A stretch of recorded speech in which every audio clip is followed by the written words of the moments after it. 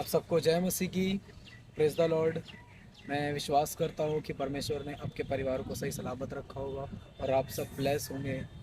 मैं आज आपके साथ में खुदा के कलाम को शेयर करना चाहता हूँ और मैं आज ऐसा खुदावंद का कलाम आज आपके लिए बीच में लाया हूँ जिससे आप बहुत ब्लेस होंगे, बहुत आशीष पाएंगे। और मैं चाहता हूँ आइए हम सब एक वचन निकालेंगे, यूहन्ना की किताब उसका 10 अध्याय और उसका 10 वचन मैं आपके सामने पढ़ूंगा, जहाँ पर इस प्रकार से लिखा है, चोर किसी और काम के लिए नहीं परंतु केवल चोरी करने और घात करने और नष्ट करने को आता है।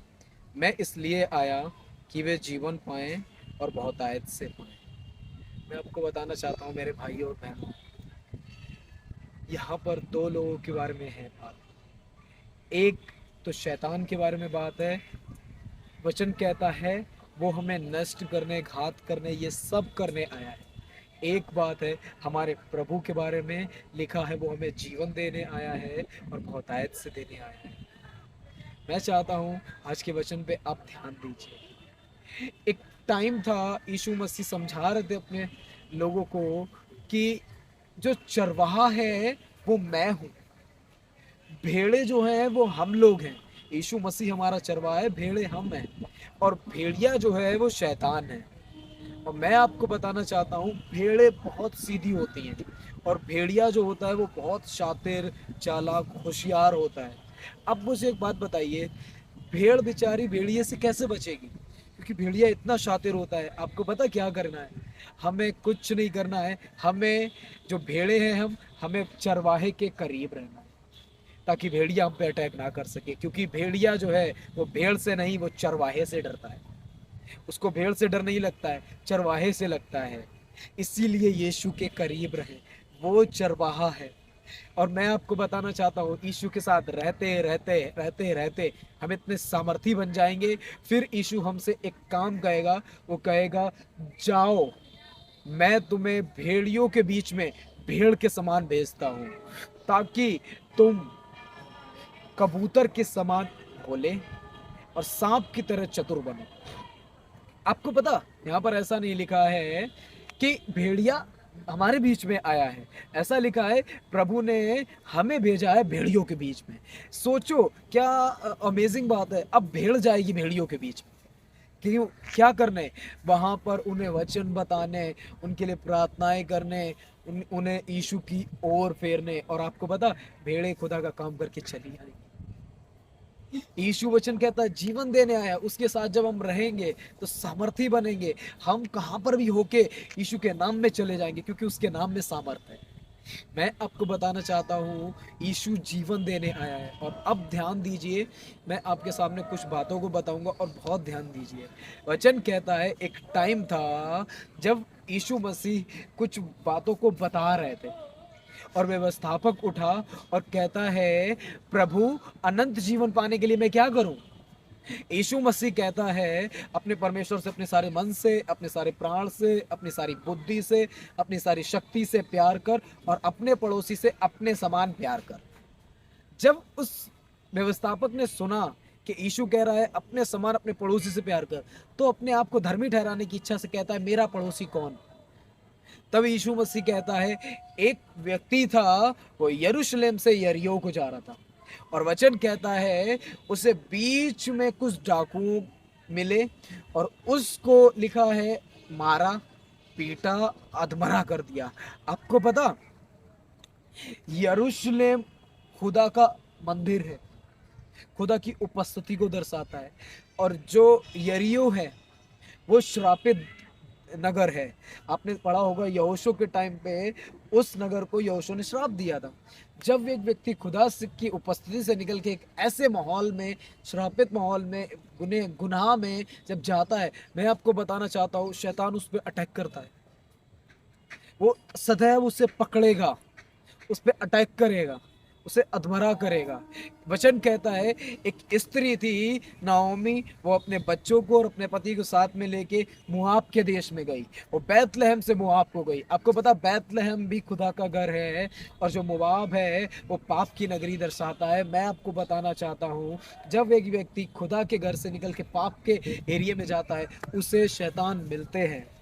उसे सदैव दुष्ट आत्माएं मिलेंगी, परेशान करेंगी, अटैक करेंगी, उन्हें मारेंगी, अधमरा करेंगी, क्योंकि खुदा की उपस्थिति से बाहर जाना बहुत खतरनाक बात है।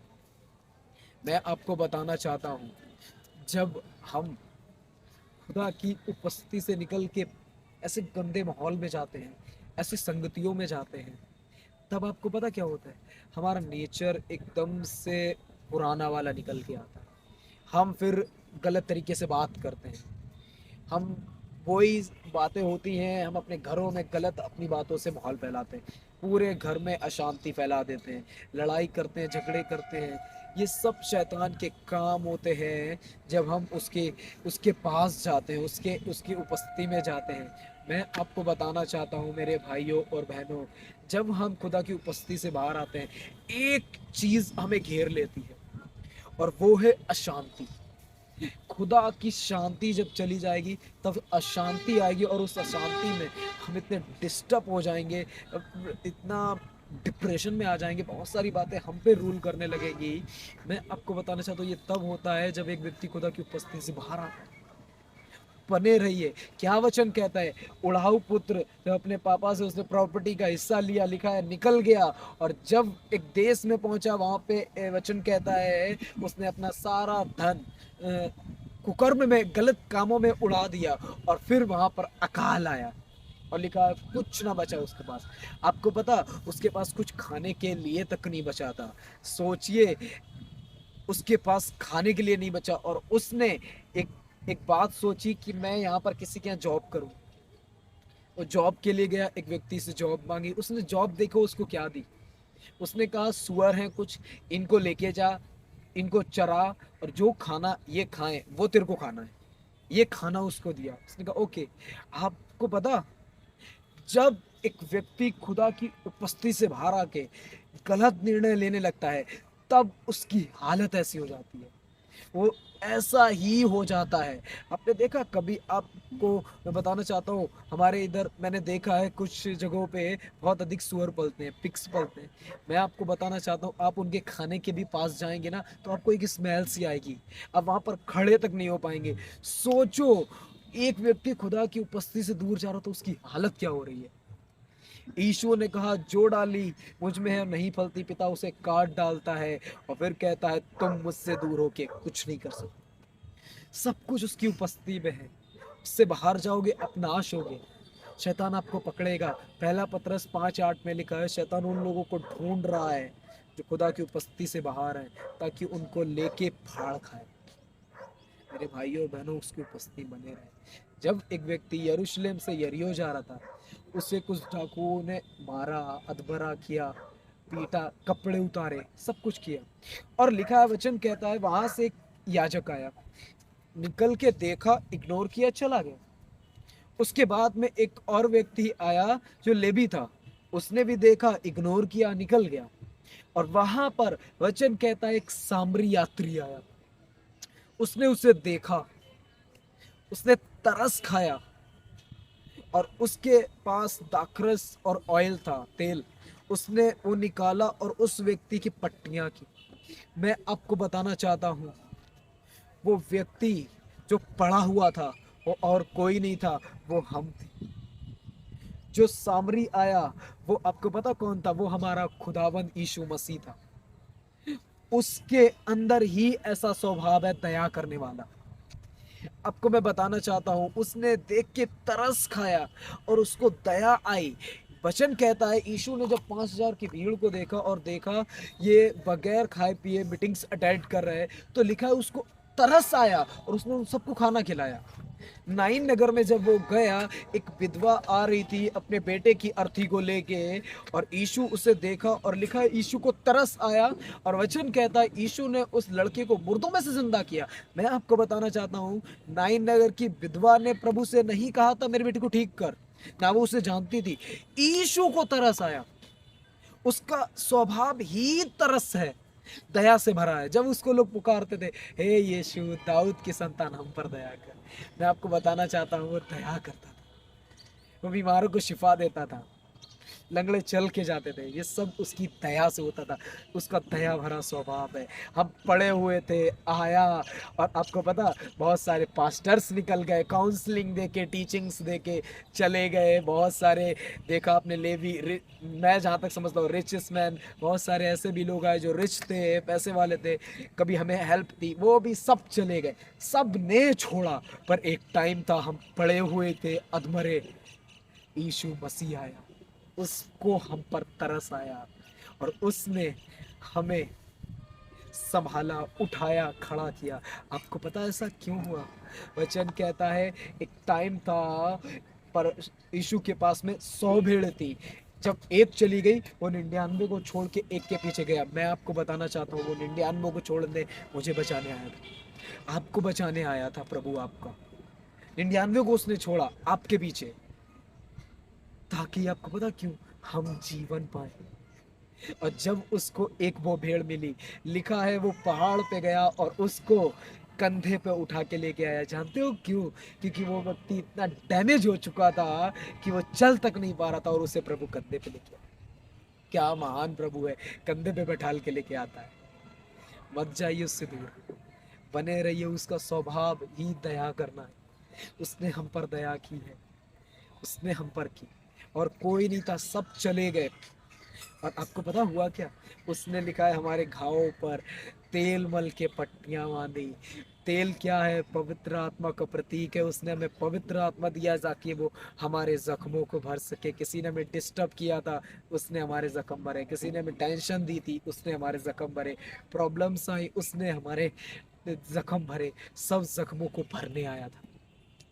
हाँ, मैं आपको बताना चाहता हूँ, यहाँ पर लिखा है यीशु जीवन देने आया और बहुतायत से आया देने। मैं आपको बताना चाहता हूँ वो स्वर्ग से उतरा था आपको प्यार देने। वो आपसे बहुत प्यार करता है। मेरे भाई और बहनों जो भी हैं आप, परमेश्वर आपसे बहुत प्यार करता है।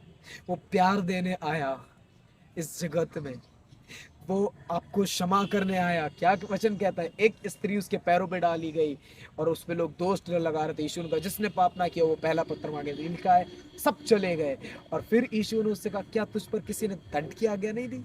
नहीं सर, मैं भी नहीं देता हूँ, जा फिर पाप मत करना। आपको पता वो दंड की आज्ञा से हमें फ्री करने आया, उन पे दंड भी नहीं लाया। वो हमारी बीमारियां ले जाने आया। इसीलिए ये शाह नबी कहते हैं कि वो हमारी सारी बीमारियों को ले गया, हमारी बीमारियां लेने आया था। आपको बताना चाहता हूँ हमारे पाप लेने आया। इसीलिए यूहन्ना बपतिस्मादाता उसे देख के कहता है देखो ये परमेश्वर का मेमना है जो जगत के पाप को उठा ले जाता है। वो हमारे पापों को लेने आया। यीशु मसीह हमें जीवन देने आया था। वचन कहता है आदि में वचन था, वचन परमेश्वर के साथ था और वचन ही परमेश्वर था। सब कुछ उसके द्वारा उत्पन्न हुआ, कोई वस्तु उसके बगैर उत्पन्न नहीं हुई। और उस वचन में जीवन था और वह जीवन मनुष्य की ज्योति था। मैं आपको बताना चाहता हूँ उसमें जीवन था और वह जीवन हमें देने आया। यीशु ने कहा मार्ग, सच्चाई और जीवन मैं हूं, बिना मेरे द्वारा कोई बाप तक नहीं जा सकता है। यीशु ने कहा पुनरुत्थान और जीवन मैं हूं। मेरे भाइयों और बहनों, यीशु ही ऐसा है जो आपके लिए आया। सबने अच्छे काम किए, सब कुछ सलाह दे के गए, सबने कुछ ना कुछ किया, बट मैं आपको बताना चाहता हूँ जीवन तो उसी ने दिया। वो जीवन देने आया था हमें। वो मारने नहीं, बचाने आया था। वो न्याय करने भी नहीं, वो हक करने आया। उड़ाऊ पुत्र जब लौट के आया, मैं आपको बताना चाहता हूँ उसने नहीं कहा कि तेरा पैसा कहाँ, मेरा पैसा कहाँ जो तूने उड़ाया। उड़ाऊ पुत्र को लिखा है उसने हक किया, उसका न्याय तक नहीं किया। वो आपका न्याय भी नहीं करता, कभी कभी आपको क्षमा करता है। होगा, सुधर जा। मेरे भाइयों और बहनों जो भी हैं, खुदा आपसे प्यार करता है, वो आपको जीवन देने आया। उसके प्यार में बने रहे, उसके साथ बने रहे। वही है जो आपको जीवन देने आया। उसके पास से जाएंगे शैतान आपको मिलेगा, वो आपको घात करेगा, नष्ट करेगा, परेशान करेगा। यीशु के पास आएंगे वो जीवन देगा, वो प्यार देगा आपको, वो खुशियाँ देगा, वो आनंद देगा, वो आपको शांति देगा। वो आपके परिवारों में पीस रहेंगे, आपके घर से बीमारियाँ जाएंगी जब यीशु मसीह आएगा। मैं आपको बताना चाहता हूँ, आपको पता उसने लिखा है हमारे घाव पर तेल मल के पट्टियां बांधी, पवित्र आत्मा से अभिषेक करके, लिखा है सराय के मालिक के पास ले गया, परमेश्वर के पास वो ले गया। आपको पता यीशु आया, तरस खाया, पवित्र आत्मा से जख्म भरे, पवित्र आत्मा से अभिषेक किया, ले जाके पिता के पास पहुंचा दिया। इसीलिए वचन कहता है मार्ग सच्चाई जीवन यीशु है, और उसके द्वारा हम बाप तक पहुंच पाए, वो रास्ता बना। मेरे भाई और बहनों, यीशु आपको जीवन देने आया है, उसके पास आइए, निकलिए गुनाह से, उससे मदद मांगिए, उसके साथ जीना स्टार्ट कीजिए। खुदावन आज इस वचन के द्वारा आप सबको बहुत आयत से आशीष दे, आपके परिवारों में ब्लेसिंग्स बनी रहे।